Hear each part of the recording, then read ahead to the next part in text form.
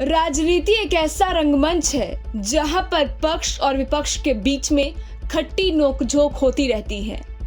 लगातार पक्ष और विपक्ष पार्टियां एक दूसरे पर आरोप के गोले दागते रहते हैं।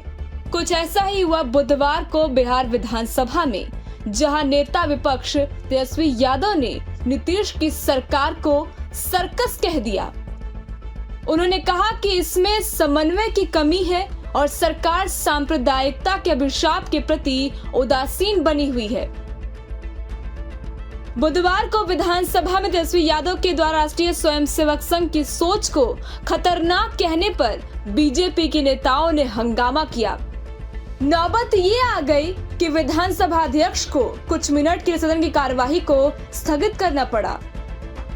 तेजस्वी यादव राज्यपाल के अभिभाषण पर धन्यवाद प्रस्ताव पर चर्चा में हिस्सा ले रहे थे।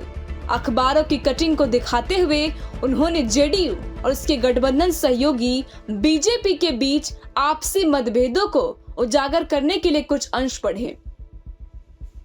तेजस्वी ने आरोप लगाया कि ये एक ऐसा सर्कस है जिसमें कोई सहयोग या समन्वय नहीं है। हालांकि भ्रष्टाचार और लूट पर समझौता है। उन्होंने कहा कि आरएसएस अपने कार्यालय में तिरंगा फहराने के लिए देर से सहमत हुआ था। हालांकि तेजस्वी के इस आरोप के बाद अब नीतीश की सरकार क्या बयानों के गोले दागेगी, वो तो देखना बड़ा दिलचस्प होगा।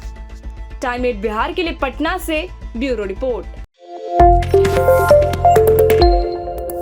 राजनीति एक ऐसा रंगमंच है जहां पर पक्ष और विपक्ष के बीच में खट्टी नोकझोंक होती रहती है। लगातार पक्ष और विपक्ष पार्टियां एक दूसरे पर आरोप के गोले दागते रहते हैं।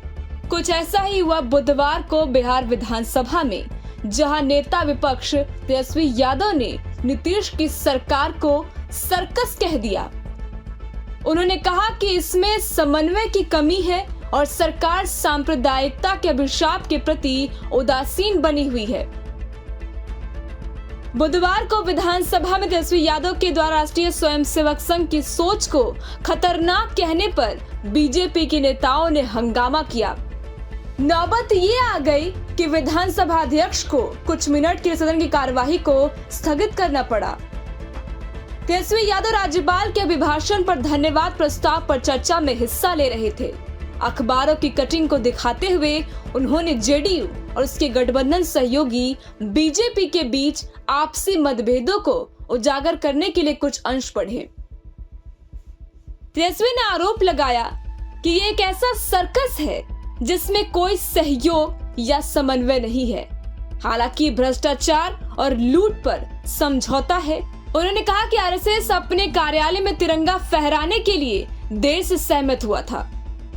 हालांकि तेजस्वी के इस आरोप के बाद अब नीतीश की सरकार क्या बयानों के गोले दागेगी, वो तो देखना बड़ा दिलचस्प होगा। टाइम 8 बिहार के लिए पटना से ब्यूरो रिपोर्ट।